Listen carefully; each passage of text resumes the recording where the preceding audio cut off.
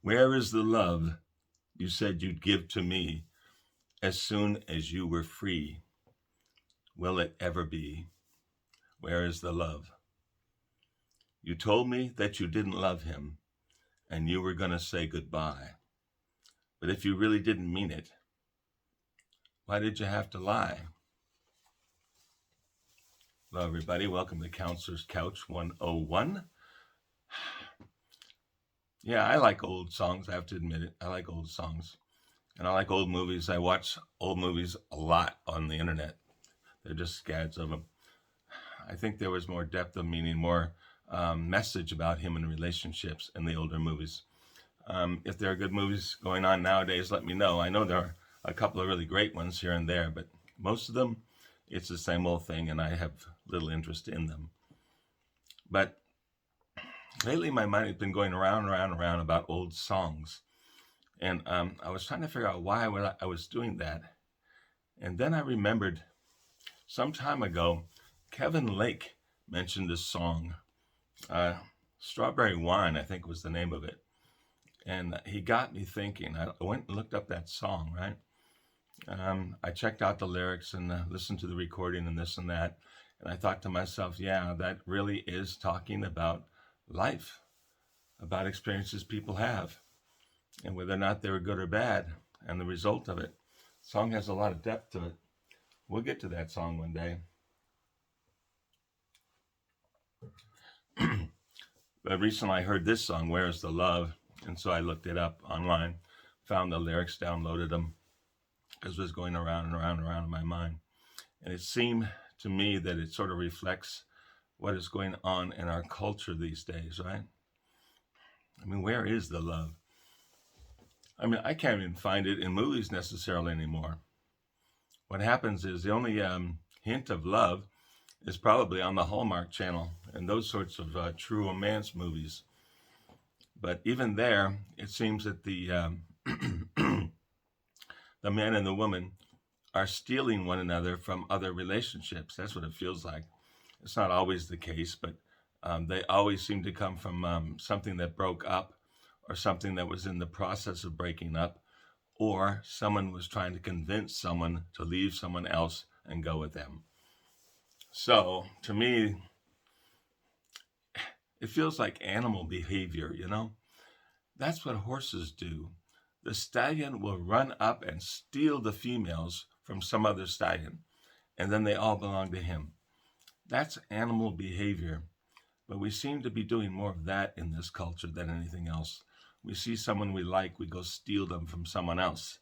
I guess it's assumed that everybody is connected somehow, and there is nobody left to choose from except those who are already taken. So we got to steal somebody. How do you think that makes the other person feel? Recently, I was talking about baggage. What kind of baggage does that leave for folks when the only way to find a partner is to take them from someone else? You say, well, they probably weren't happy there anyway, or they wouldn't have left. Well, I tell you that human beings seem to work in habits, in patterns. If we weren't satisfied with one relationship, it's unlikely we're going to be satisfied with another one. There'll be something wrong with it. We will notice it. We will think about it too much and it'll make it bigger than it is, and that relationship will turn to dust and blow away. Where is the love you said was mine, all mine, to the end of time? Was it just a lie? Where is the love? I kind of feel that way about all the people I talk to. Where's the love? How do we get it? Maybe this isn't the type of culture that allows for it. It doesn't teach it to the children. The children aren't looking for that. There seems to be a lot of sex going on, a lot of promiscuity, but love, almost never hear of it. Someone will say they're really into somebody, but is that love or is that like envy? You want something somebody else has. How do we put it back into the culture? A lot of people have been saying things like this recently. They're saying, I think we had it better in a previous time, right? The culture was better, the country was better, happier. more honest, more open, more genuine, more truthful. That may not have been true, but it's that desire to have had that we yearn for and we look back on. And even if it wasn't there, we sort of create it in our minds and say that's the way it was then, or it should have been then, and that's the way it would be better off now. How to put it back into the culture. Well, of course, I'm big on childhood. It starts with children, of course. Children do as they are taught. They behave the way they see other people behave. And somehow, if you want to bring this back, bring a more honest, a more trusting, a culture that cares about one another, I have to teach it to the children. That's hard to do because they're being washed away by the overwhelming culture. And we can't keep kids out of the culture, right? We can't keep them away from it forever. Sooner or later, they're going to be in it. And if they don't know anything about how to survive in that culture or how to get along or how to reach their goals, etc., they get angry at the people who taught them the way that they were brought up. They're saying it didn't work and I resent it. So where's the love, folks? If you had had a sudden change of heart, I wish that you would tell me so. Don't leave me hanging on to promises. You've got to let me know. It's an interesting story here. Once again, someone, by the way, this is recorded by Roberta Flack, and it says here, Donny Hathaway, a male-female combination. So when they're singing the verses, the gender would change depending on who the singer was. But it says something about the culture at that time. Someone was falling in love with someone else who was already attached, and they expected that person to leave, maybe leave their spouse and their family, their kids and all that, and go off with the person who's plaintively singing, "Where is the love," right? I remember some time ago I had a young lady came in to the office for counseling. And I promise you, this is what she said. I always ask people, why do you come to counseling? How can I help you? What are you looking for? What's your goal? That kind of thing. And she said, I want to learn how to get my boyfriend away from his fiance.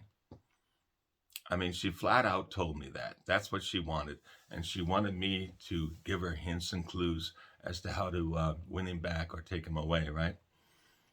Now, the situation was that this woman, petite little thing, kind of pretty, she was going online to hookup sites, not dating sites, not relationship sites, hookup sites. And she was having promiscuous sex with all sorts of strangers. They would meet in some motel or some awful place and they'd have sex and that's it. They went their way, right? And she didn't care about him. She never saw him again. Every once in a while, she might go with someone twice on 2 different occasions, but most of the time it was, a one-off, as they say. Then she met this guy, and she said that he was exactly what she wanted. He was tall, dark, and handsome.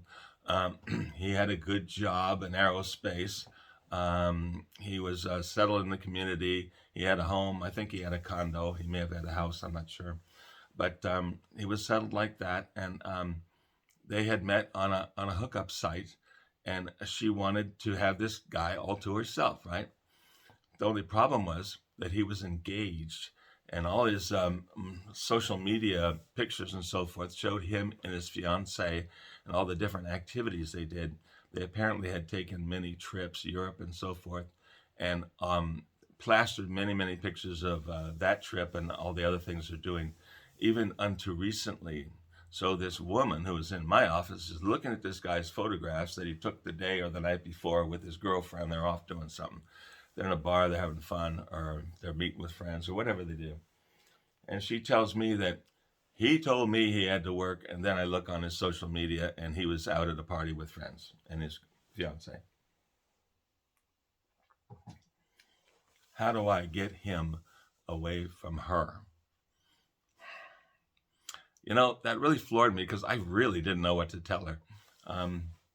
First of all, I was kind of offended by the idea that that's what she wanted to do. I think she should have just gone up to the fiance and the boyfriend and sat him down and talked to him. And I bet you can all guess what would have happened with that. Do you think that guy was going to leave his fiance for a hookup? If he was going to do that, he probably would have already begun the process of moving away from that fiance. But he hadn't done any of that. He was planning trips with her. They were still posting on social media. He spent a lot of time with her, and he would lie to the hookup, who was in my office, saying that he had to work or he had to do this, he had to do that. The family was calling, whatever. And she was really mad at him. She was mad at him, and she wanted to pull him away from this fiance. And she's asking me how to do that. Well, the only thing I could think of is if he's not interested in you, I don't know how you're going to pull him away from anyone else. I suggest, being male, that if someone were trying to do that to me, it wouldn't be attractive, and I would not be interested in spending more time with that particular woman, that female. That's what I would have thought the guy was thinking. I think if she called him on it in any way, shape, or form, he probably would have told her something to that effect. You know, we are not a couple. We're not going anywhere. But there's another aspect to this. This engaged man was on a hookup site, probably on many. And apparently he was going out having sex all over the place with all kinds of different women, not just the lady in my office, right? What does that say about that potential marriage? You suppose his fiancée was out doing the same thing? I don't know. I didn't have that information. I never met him. Certainly never met the fiancée. Didn't look for them on social media or anything like that. But I didn't know what to say to the woman. I sort of felt like saying, you know, you shouldn't be doing this. This isn't a good choice for you or anyone else. But like I've told you many times before on these posts, it's not my job to make decisions for folks, right? So all we could do was talk about the relationship. She told me about what kinds of things they like to do together, the sorts of things they had in common. She said she loved talking to this guy. He had the same kind of outlook and perspective on life and philosophy and etc. And she just loved being with him and just chatting and just doing anything, being in his presence. And they enjoyed each other physically, apparently, and they enjoyed the same activities and like that. So I'm thinking to myself, well, okay, then I guess the way you get his attention and get him to be attracted to you is build more on those things that you have in common. We discussed that a little bit, but I kept trying to ask her a little bit around the corners, you know, why is she doing this, and did she think it would really work? I was trying to help her come to an understanding of the folly of her effort, her ways, because I didn't see how this was going to work out for her. And if she really, truly was, let's say, in love with this guy, it was going to hurt when he left her, when he finally broke up with her, right? What do you say to someone like that? You know, it's like I told a friend of mine, I said, if I saw a woman I was attracted to and she was going out with a friend of mine, she's off limits. That's it. I'm not going to chase her around. I'm not going to fall in love with her. I'm not going to pursue this in any way, shape, or form. And in addition to that, if I were attracted to her, I would make certain I kept a safe distance. And by that, I mean, I wouldn't be sitting alone talking to her in a corner or anything like that. I would make sure that there's always a bit of space between us, and that anytime I ever had any kind of conversation with her at all, my friend, her boyfriend, would be there, present. Excuse me. Because I didn't want him to have any doubts about anything ever, because he's my friend. I'm not going to do this to him. In fact, if I knew someone I was attracted to was involved with anyone else, I would leave them alone. It's just my belief. I don't think that kind of thing is going to work or be successful in life. If you want to be in a relationship with someone who's in a relationship, pretty much my thought is you got to wait till they're no longer in relationship, right? So a woman comes up or a guy comes up and says he's interested in someone, and someone there is attached. Well, the first thing that has to happen is for the person who's attached to get unattached and then start from there, if it's going to work at all, which has a lot of red flags on it for me that I see. So back to the original, where is the love? That's kind of a question I have for you folks. I think the people that can love are already in love and already in relationships. That's my guess, talking to people and watching the culture go by and etc. I think they've already found partners. I think the ones who are singing songs like this If you had a sudden change of heart, wish you'd tell me so. Don't keep me hanging on the promises. You gotta let me know. You told me you didn't love him. You were gonna say goodbye. Did you mean it, or did you have to lie? It seems like a lot of the folks out there are doing that kind of attempt at relationships. I'm not sure that it's successful. Every once in a blue moon, somebody gets lucky and finds a good partner, and God bless them. Wish them all the best and all that. But I just think we're going at it the wrong way. I always tell folks, and I truly believe it, I don't think we find love. I don't think we go out and hunt for it. I think we attract it. Where is the love? Go out and be who you are. Engage in the activities that you enjoy. Do the things you like to do. Hang around the people you like to hang around with. Just be in the world. Meet as many people as you can. Because even if the person you're meeting today is definitely not your partner, people know other people.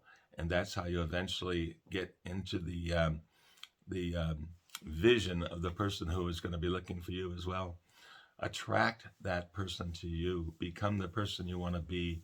Attract the sort of partner you want in your life and let them find you. I think that's where the love is. But I could be wrong. Been wrong many times before. Where's the love for you guys? Make a comment below. Send me an email. You can reach me at counselorscouch101@mail.com, especially if you got a long missive to present. Send it over in an email. counselorscouch101@mail.com. Where's the love for you guys? What works? What do you think doesn't work? If you've had bad experiences that you think others could learn from, share those. Let's all benefit one another as we share our experiences and the wisdom that we've picked up by living life. Where is the love? You tell me. I enjoy talking with you guys. Look forward to talking with you next time.